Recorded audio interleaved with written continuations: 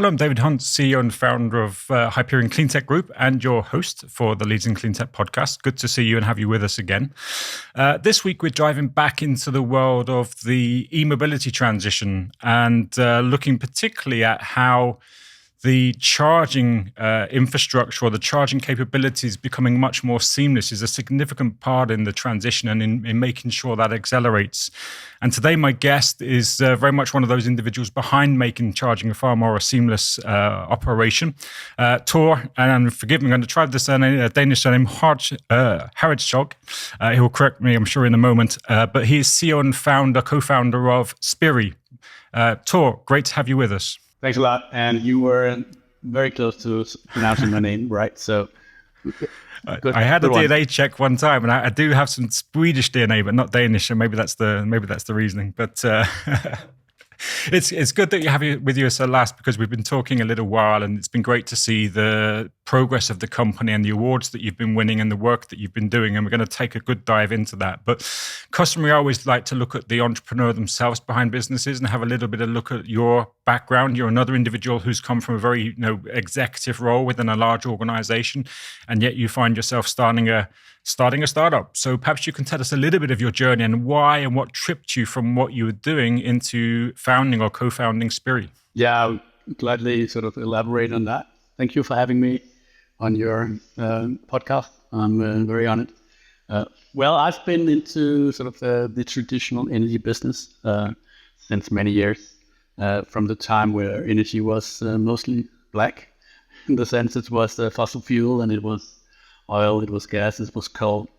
From an early stage, I have a nature of sort of feeling super interested in finding new ways of doing things, finding new ways of offering solutions. So already working with sort of the traditional energy business 20 years ago, I tried to sneak around and try new things. Some of the new things in the early days was wind turbines. It was early stage solar. Yeah. It was also turning sort of fossil fuels into something which were sort of alike, which was biogas. So coming out of sort of rest products from agriculture or the food industry. All of that was sort of to try to sort of build the future, which we were also looking into. And by nature, I'm a guy who is sort of more fancy, sort of trying out new things than just doing churl operations. So I think my nature tends to strive for better and new ways of doing things, and that has been sort of going on since my early days. And of course, that has carried me through my career. Also, when I sort of became managing director in Econ, which was a huge utility. Yeah, who also sort of have their ambitions of transition themselves and their portfolio towards the future.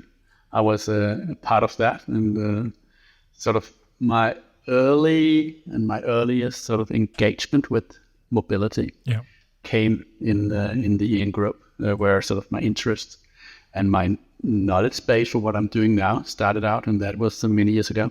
Okay, but Spirii itself was formed 2019? Is that correct?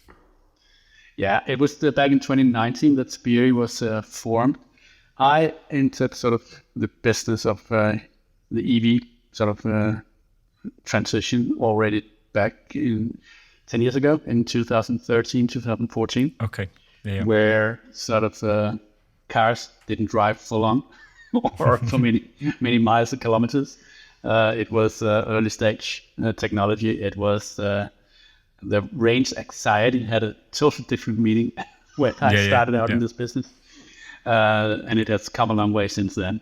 But I've been there from the start. And at that point in time, it was only sort of a small portfolio of what I was doing. But it was something which did catch my interest from an early stage. I do think that only 10 years ago, there was a big sort of belief in my sort of conscience that this was part of the technology for the future. Okay. So what I did in Econ sort of was trying to build a portfolio around e-mobility within Econ. Mm-hmm. And I did that for 5 years, bringing e-mobility to the Econ group within sort of first off the Nordics, but later on it sort of grew into the whole Ian family and became what is today Ian Drive, which is also a sort of a player out there in the field. But during this time, I also did find out that sort of building a startup, scaling business is hard. Coming from an incumbent, a big corporation, we needed another framework. We needed sort of agile processes. We needed the right people for the right time with the right sort of engagement of money, which sort of had a different. It's different. It's very different to sort of invest in a long-term nuclear power plant than it is to invest in and to engage in an agile startup in a new technology. And simply because of these dilemmas, sort of we were two founders who sort of sat down with a cup of coffee in general and said, this is a market which is going to explode. And we have a sort of vision for the future of how we can make that happen and accelerate even further. But we need sort of to do it in a sort of a different space. Yeah. So we did quit our jobs in sort of quite safe and reliant jobs in the Ian group, and then started out from scratch. Started out with 4 plastic IKEA chairs, which we bought, our first assets, and a table, which we did find out there in the street, who just were there. But of course, with a basic idea of what was going to happen. And quite early, we sort of engaged with the first investor money, which is sort of a fuel you need sort of to drive your idea to reality. And then it just grew from there. In the last 4 years, we grew from being an idea with the business case and to now being in 17 countries with in 2 continents. But of course, going there has been a struggle, and it has been a lot of different dilemmas to overcome. But I think the main thing coming out of it, that if you have the courage sort of to engage in your vision or your idea, you are often lucky in the sense that when you engage with your courage and your new ideas and a certain amount of flexibility in how to do it, then all the troubles coming up, which came a lot during the years of 2019, 2020, 21, and you, of course, have a technology and a base of your solution, which is workable, which is, of course, a license to operate, then you can actually make it happen, and you can sort of get your sort of your market shares, and you can grow across markets, and you can do it fairly quickly. But it all came with a lot of funny things that happened alongside, and today we're here. It seems like that we came to this transition phase as a normal thing. All of a sudden, EVs are getting sort of the normal way of going around. And in 1 year time, it will be even more normal. And people will not, when they look back, say, of course, this is what's going to happen. Yeah, exactly. But it did happen because of a lot of people who maybe sort of some core people who took a decision to challenge how things were being sort of done beforehand and made their bet on it. And some of these bets are sort of that they quit the job and started the new one. But the transition is now so broad and it is so quick that normally you forget that 5 years ago, it's not like that. 5 years ago, many people sort of doubted that this was ever going to happen. And many people also sort of did the opposite and tried to make sure it didn't happen. Because there was a lot of money invested in an industry who actually worked. And that industry sort of had a lot of interest in that this transition didn't come too fast. Yeah, and they're still there and still active. But you're right, it's been a big leap, I think. Going back to your point, having the courage to leave a very secure environment is a brave move. There's no two ways about that. But already just from the hints of what you're saying there, the ability to then be so released and liberated in many ways to take the risk, but also to enjoy the ability to move fast, to make things happen, to break things and make things up as you go along is always a liberating experience. Is from my own experience from the guests I've had previously on the show. Jumping back to something you mentioned there, Tor. So I think a lot of people, we have an audience which is pretty in tune with what's going on, but It's easy to forget sometimes that 4 or 5 years ago, it was a totally different picture in terms of interoperability, in terms of charging infrastructure, in terms of availability of vehicles. All these kinds of things were massively different even 3 or 4 years ago to where they are now. So when you sat down with your co-founder and had this vision, what was your initial thought of the immediate market opportunity, and what particular solution did you have at that time that was missing from the market? Because things, of course, evolve. But when you were very much at the beginning, what was your offering and what was your anticipation of how things would evolve? Yeah, it's a very good question, because that offering changed just from the first 2 or 3 years. And of course it changed because the market sort of changed that fast that we need to adapt our solution to whatever sort of phase the market is in. Mm-hmm. When we entered the market we had our first ideas in 2019, it was merely it was getting infrastructure out there. Yeah. We were sort of the guys who were to supply infrastructure to whatever car was coming to market. And at that point in time, there was not that many cars. Yeah. There was a discussion on the hen and the egg, which were coming first. Mm-hmm. Today it's not. They are both coming in a rapid speed. But at that time, did anybody actually dare to invest in infrastructure with no cars? But at that time, there were no infrastructure. So at that point, it was bringing infrastructure to the market at the point where we got partners out there and commercial partners to actually believe that it was going to be a viable business case. Mm-hmm. It was hard because at that point in time, it all relied on public money. Yep. You needed a grant from there and there and there to get the business case working. But it was bringing infrastructure to the market from a turnkey perspective. And that was our first offering. We, at that point, built our own software for our turnkey solutions, mm-hmm. but very rapidly did find out that what was going to happen is that the hardware part of it, the infrastructure would commoditize, yep. and the software would be the intelligent part, bringing value and monetization and business models and future value streams. That was the intelligent. So the software we did build internally were within the first 12 months, we found out this is going to be our core for the future. Right. It's going to be the thing we're going to bring to big utilities around the globe, big retail partners who's going to build infrastructure out there, whether it's in Argentina, it's US, it's Britain, it's Germany, whatever. We're going to bring the software because that's going to be the unique feature of the future. It's like when you if hotels.com was the first app being invented before the hotels, it didn't work. So we needed to bring infrastructure first. Yeah. And later on, we found out that it was actually the software which were the unique part. It was the one bringing the real value. So our strategy, go-to-market, tactics, and also our core product changed a bit. And all of a sudden, it became growing software across the globe.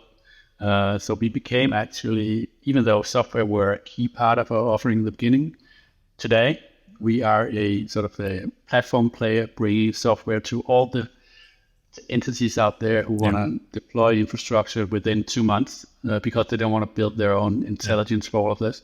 And we're going to integrate all the future value streams into these infrastructure. Yeah. And as the future came, in the beginning it was hardware. You had a margin on hardware. Yeah. Then it came normal charging solutions. It's also quite simple.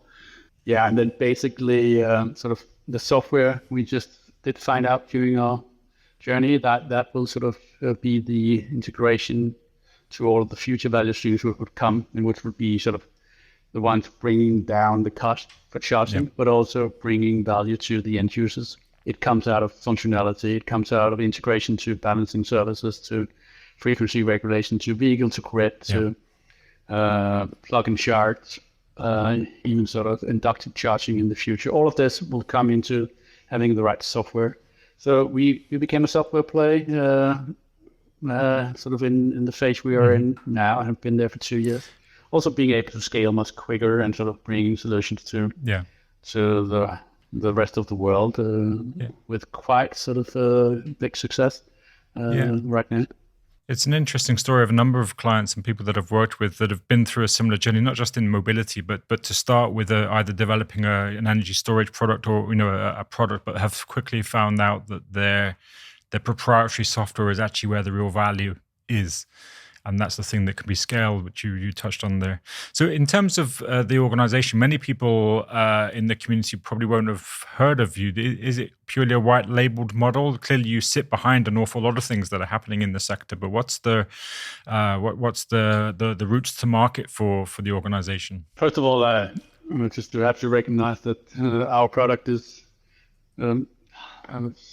spearheading technology solutions globally, and bringing that to market only sort of comes out of having an organization and having the sort of the resources which are sort of needed to bring that continuously to market. So we are a resource-based organization. We are the people that we engage in, the ones, all the Spiries who are sort of there. And today it's out of 16 different nationalities, bringing sort of the competence together.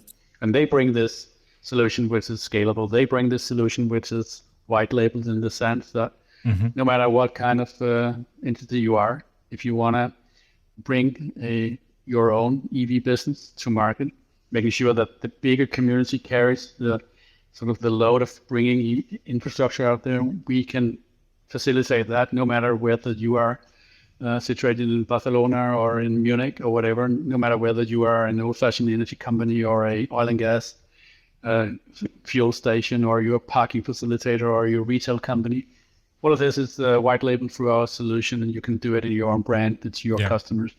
We facilitate sort of the best end user experience on the platform, which can make you monetize your business. It's that's sort of the core of it. But it all comes down to when you build any sort of a new sort of startup, you are actually nothing but your idea and your availability and your agility to bring that idea into life. And what else can you do but having the people who can do that? Exactly. So without people, we were nothing. And to attract the community, the right people was our main first thing to do. And I think what came to our advantage was we have been in the industry since 2013, 14, so we knew which people were the ones knowing about the different markets. We knew people who know what would be the important thing for future value streams and all of that. So that was made us successful. But also the ability to do that in our partners or in our sort of our future partners' own business model, own business setup, on a business identity, visual identity, which allowed them to bring their own tailored sort of business on top of our software solution. On top of the platform. Well, it's music to my ears, you talking about people, because I've always been obviously a passionate advocate in any business. It's the people that clearly make the difference, and you now have a very diverse team, which we can come back and touch on. I know some of those individuals. Just jumping back a little bit, because you posted something recently around how utility companies are not necessarily taking advantage of some of the opportunities. I'll flip back to that in a second, but going back to your original customers, has it been the sort of CPOs? Are they fleet users? Are they municipalities? Who were the early adopters of the software solution that you provide for them to sit their own cover onto? That changed a lot during the journey we've been on. Also, I think the early adopters during first and foremost the years of real entrepreneurship back in the Econ days, that was sort of the people who sort of were sort of obliged to do it. It could be municipalities, it could be state, it could be sort of companies to really front runners within the green transition. And that carried on also in the first customers of Spirii. So our adaptation of this kind of customers, we were very good at that. That was be sort of whatever a municipality in whatever region, like in Sweden, Denmark, Germany, if they needed sort of a solution, which they mainly did bring, not out of commercial reasons, but because they wanted to participate in the transition. We had the sort of the product for those guys. Today, it's much more commercial. We bring a solution which is by nature is a viable investment, because we sort of early decided we cannot live long on only early adopters. We need to have a product which is marketed towards everyone so they can make a business. So today, it's the sort of transition which is going on fleets is super, and it's going on at rocket speed because everybody sees the necessity in sort of transforming their fleet into EVs, no matter whether it's cars or it's ambulances or it's light vehicles, it's vans. All of this is being transformed right now. So our fleet solution is a major driver of sort of attracting customers across market because we can facilitate that whole solution with payment going back and forth and availability and making sure you have a charged fleet whenever you need it. So today we also got sort of set the NHS and we got ambulances going around on EVs. And for that, you need an operation which works. Yep. So in the beginning, you'd only need to develop software. Today, the operation on top of that software is super critical because we needed to be sure that whenever a charger went down, it should be operational within a few hours because it could be super critical cars going around. And fleets today are it's much more critical than just having a car in your garage. Yeah, exactly. Yeah. You could actually live with sort of the charger being sort of blacked out for a couple of hours. You would survive because you will come back and you will be charged in the morning. Having a fleet, you need to come back early on. You need surveillance and monitoring and alarms going off in this network operations center. This is a new thing. So operations is being critical and sort of bringing that to fleets and to sort of transport hubs out there. Yeah. That is to make sure you have a continued money flow coming in, but also have the mere operation of it. Yeah. And that is something that we sort of make sure, that is where we differentiate us from all newcomers in the market that they still have the idea. They might have been deploying a software which maybe works, sometimes it doesn't, but the proof points in having a lot of charges on the network, so have proof points that you actually have people there monitoring and sort of bug fixing whenever it's needed. Yep. That is the proof point that the big entities need right now, and that is also where sort of the solution changed into. That this is the thing to solve today. And fleets is one thing. New DC hubs is another thing that has been built out at a massive phase, and a lot of money is being deployed. Yep. A lot of greenfield CPOs, and also old-fashioned money from utilities that go into this area. And they need the chargers to be online all the time. They need to make sure they can price the chargers out there on an hourly basis, because the money they put into it on the power side also changes by the hour in many places. So you can actually attract people to charge on the right time, and you can sort of adopt your margins on an hourly basis. This is the new markets which is exploding at the moment. Yeah, it becomes a very sophisticated range of solutions and needs, which is, I think, is important. The fleet thing is critical, as you say. We're coming across and seeing, on both sides of the Atlantic, certainly the transition to fleets on a larger scale. But as you say, the consequence of one private user not being able to charge or maybe running out of battery is frustrating for sure. But it's when fleets are optimized on every trip and every journey and everything, as you say, not to mention ambulances or other critical vehicles, it's you need that level of proof and resilience into the system, which is critical to give people the confidence. It's not to say that it's not important that sort of the charger in the garage doesn't work. No, of course. But to be honest, you can sort of put it so it charges between 2 and 5 in the night, because that's where the power is the cheapest. But if it doesn't charge for an hour, the battery will still be full. But if you have a fleet, it's much more urgent to do sort of assistance for those kind of things. And that is really where the platforms today are put into the test. Are you able to service these kind of really important operational issues, which is growing every day, because it's mainstream now that you drive an EV, no matter what kind of sort of behavioral demand you have. Touching back on that point then, in terms of, because some of the energy companies were leaders early for the transition. Econ, of course, you had experience of. We'd worked with energy previously, and people like Fortnum, obviously. There are many energy companies who are quick to adopt and to be involved, but many then backtracked or sold their e-mobility division or scaled back, and for whatever reasons. Are you starting to see them now come back and see that there's genuine monetization from the transition, that they're having to re-engage or get back interested in the transition? I think the interest is coming back. There will be a lot of consolidation going on now and going forward.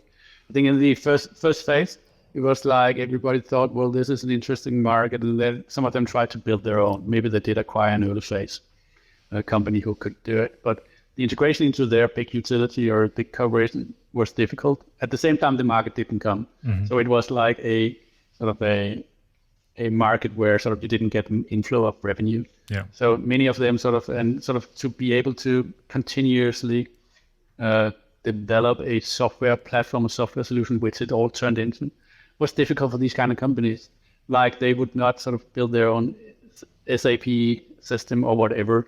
When it comes to this, you need very specialized entities. And I think that all of them sort of had that discussion, and many of them decided to, well, we need to leave it and leave it up to others to do. But now they're coming back. Now the market is so big. Yeah. Now the market is so huge. Now you've got the revenue coming in. Every customer expects you to have an offering. And now sort of the discussion comes back to, are we gonna sort of, now we need to have it. Have we need to have it in-sourced, or can we just rely on buying it from a third-party software provider? They will need the turnkey sort of abilities, but they also need the software to get the sort of their share of the revenue stream. Yeah. So these decisions are coming back now. They're coming back on a huge force, and there will be a lot of consolidation now in the second phase. Yeah. And they also look into the integration to the power grid, the integration to all these new services which will come with this value stream. They would for sure like to be part of that. So that is also sort of increasing the interest in coming back into this market in the next stage, as I see it. What do you see about that next stage then? Because as you say, there's things like vehicle to grid. There's obviously a lot around the aggregation of vehicle batteries for playing in storage and balancing of grids. There's many of these additional service offerings and solutions to help with the energy transition, not just the mobility transition, that are coming. Where do you see, or what do you see as the next big evolution in that regard? How quickly, for example, do you think we'll see vehicle to grid on any scale, or where do you see again this element of using the mobility transition to support the energy transition more broadly? I think this is now coming together, because you had to build the sort of the standard charging offering, and it came quite early, and it has been there for a while. Many of the front runners within sort of this software charging platform game, and Spirii is one of them, already have now, it's ready to integrate all of these new value streams coming in, and also all of these functionalities which comes out of integrating energy management systems, but also sort of battery cloud, it's frequency regulation, it's load management. All of this there's so much sort of synergy in doing these kind of things. There's so much value coming into it that you need to have that to be able to provide the basic product, which is charging. And sort of in some kind of vision, sort of charging will sort of almost be for free, because all of the new value streams will carry sort of the value in itself. And it's like people were saying that, well, you can almost, some had the idea you can fly for zero cost because of all the things that comes on top of it. Here, again, the basic product, which is charging, will be the minor thing of charging, because all of the new things coming in is going to carry the cost. But you still need sort of the whole thing, which is the consumer, which actually is the demand and the production in the future at the same time, is the key to getting that value. So all of these things is the new thing. That is where everybody is looking. That is what is a need to have. When you go into tenders today, whether it's in Europe or it's in the US or it's in the Middle East or Asia, they are all looking into this future demand, because they want to pick the sort of provider who can facilitate that for them in the years to come. And that is so important for them when they choose the provider today. Yeah. So it's like the key of everything today, because we're already there, even though some of the technology solutions like cars for doing vehicles to grid is not there yet. People know we're going there. People know it's going to be key for addressing the market. So you needed a software platform which is ready for doing it. So which is actually vehicles to grid ready. Like when you had televisions in the past saying HD ready, you were ready for it. Yeah. Because it will come. Everybody knows. So it's going to be key for every decision being made up there. Yeah. No, it's cool to hear some of those thoughts. Jumping back on something you touched on earlier, back to the entrepreneurship, if you like. So you talked about and it'd be good to share some of the bigger challenges in those early years, because we obviously had the pandemic during that period, which people often forget about, surprisingly. But again, you're personally transitioning from a role where you probably have a lot of support, PAs, lots of people you can rely on around you, to when you're finding tables in the street, to then start to build a team. So perhaps you can share some of the biggest challenges and maybe some of the most rewarding parts of those first 2 or 3 years to you personally. Yeah, it was such a big change of scene, coming from an organization of 60,000 people with sort of PAs, and you got a legal department, you have procurement department, you got everything. So just being 2 persons, starting out by hiring 6 others, so we were 8. We actually quite a large first step, but we were 8 at the point, but we still need to do everything ourselves. To be able to sort of deploy external money into it was a first bottleneck. Then 6 months after our launch, our idea launch, not product launch, but idea launch, COVID came, and we came into a year, 18 months, almost 24 months of COVID, while we were sort of building a product, and while we tried to sell the product because we really needed the income to facilitate the onwards journey. Then there came out of that crisis came the sort of production crisis, where you didn't get sort of chips and stuff from China or around the world. So there came a huge backlog of actually being able to get hardware, which were the chargers, which we wanted to deploy. That was the second crisis came, and now we got a financial economic crisis with heavy sort of rising prices, which for sure now going down again, which is good. But we had 3 big major crises during our rise of Spirii.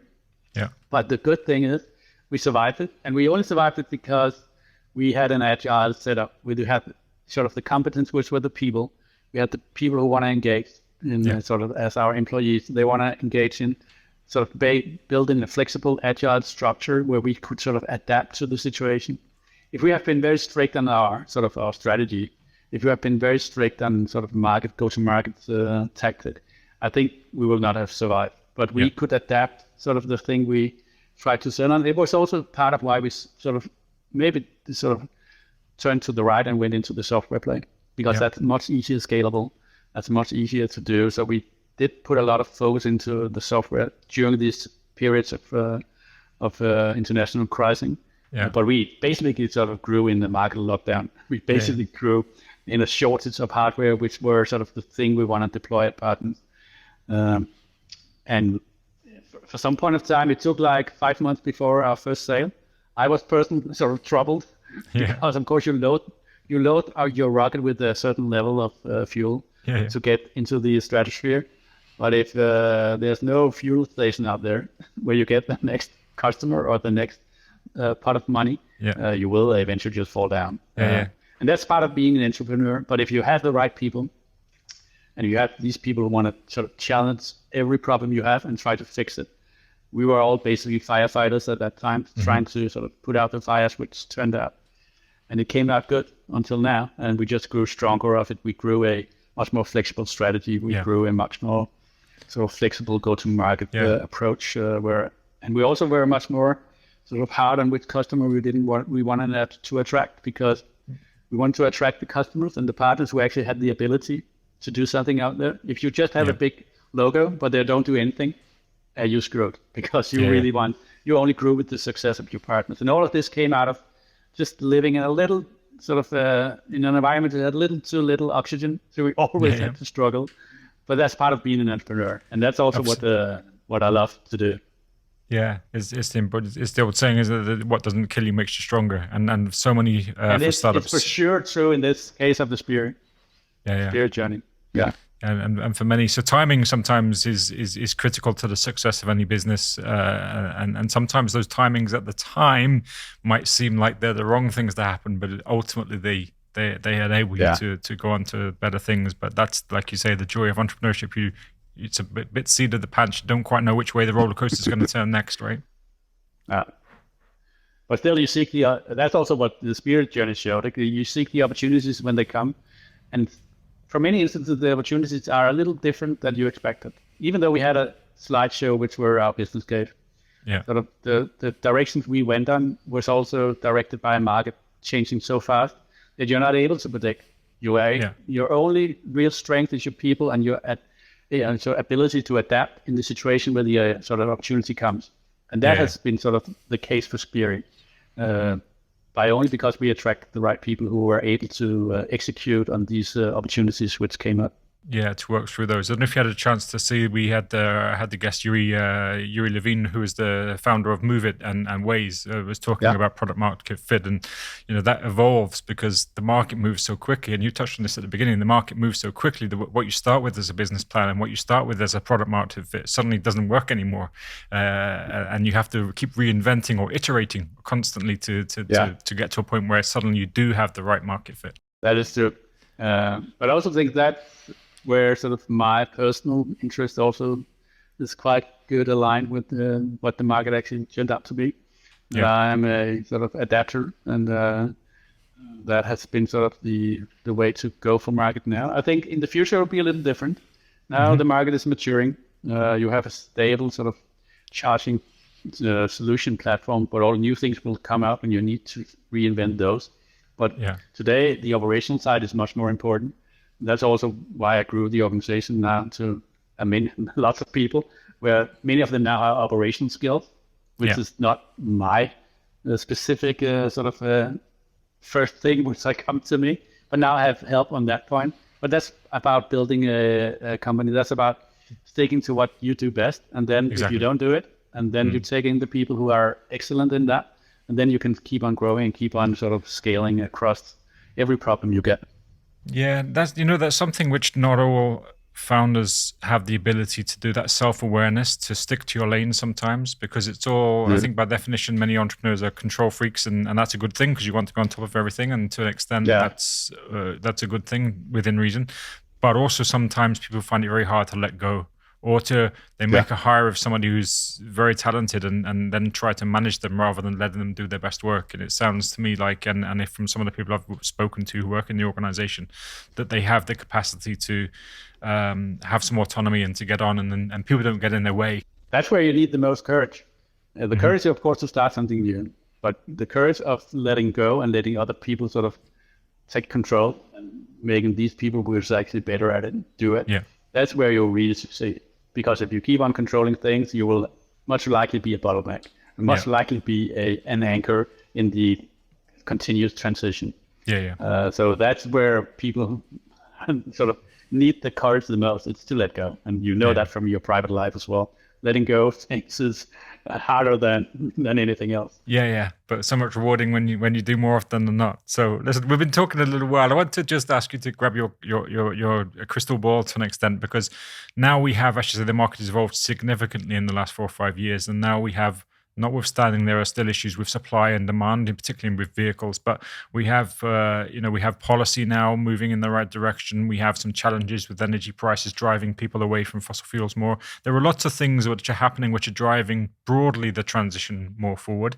But what do you see as the landscape in the next 4 or 5 years? Where do you think we'll be in the mobility transition? I think we are sort of an important sort of phase right now. I truly believe that we are sort of at the point where the sort of the ketchup in the bottle. It's where we are now. It is coming. It's eventually it will be there quite soon, and it will keep on accelerating. I think I would be hard to see that there's anything stopping this transition we're in now. It could slow down a bit, or it could accelerate even further.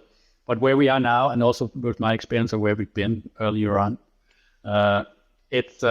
we are at a stage now where it will continue. So what we're going to do now is make sure we do it right, because the easy thing would now be to do it wrong. Just stick to what we are doing now, and just maybe build in some places unintelligent solutions, or even stick to the sort of basic solutions we have now. But we need to keep on striving to do it even better and even more agile and even more customer centric, because the flexibility out there for the end consumer is the important part. And still for me, for driving a EV, and I've been driving an EV for 10 years, it's still a little more complex than just filling out my fossil fuel car. If I go on holiday and do that, that's easy. That's damn easy. So, and you can find them in every place. And I still strive for, we need to do it better. We need to do sort of the EV driver perspective to do that even more seamless. You shouldn't care about and worry about how to charge and where to charge, because that's still a bit of work compared to driving an old-fashioned car. So at that point, we need to improve. And also on the integration, as I talked about earlier, all the value coming into that will bring the sort of the total cost of ownership and basically the charging price for EV consumers down a lot. And that we should bring as fast as possible, because that's will also bring down the cost of building out infrastructure, because the more load management and integration you do, the better you can do it, the more intelligent you can do it. So my look into the future is quite bright. It will happen, and it will happen now, sooner than later. But don't sort of rest on sort of on the back too much, because we need to keep on doing more intelligent. And that is where sort of the software come into play. You need sort of to be able to provide a better software all the time to make these intelligent solutions even more UX-based towards the end consumer, but also bringing more business cases to life for the ones who are going to deploy the money, because the money is out there. There's lots of money being brought into infrastructure. But of course, that will slow down if you don't continuously improve the business case by integrating new value streams. Yeah. And again, the software play is the key of that, because that is what brings all of this to life. And this is where I see my personal sort of task for the future, to make sure that we strive to do it better and be sort of one of the ones spearheading the global transition. Perfect. Well, listen, that you're absolutely right. It's the future is certainly bright, but we can't afford to, as you say, take our foot off the gas. I'm not sure what the best analogy. Take our foot off the electrons is something for sure we need to make sure that we do. But listen, it's great to spend some time with you, Tor. Thanks for sharing that. We'll make sure that on the episode page there's links to the Spirii website and to your various social media channels, so people can engage further and find out a little bit more about what you're doing, and maybe reach out if they have some questions or if they have a need for the services. But for now, it's been great to spend some time with you, Tor. Thanks very much for your time. Thank you for having me. It was a pleasure.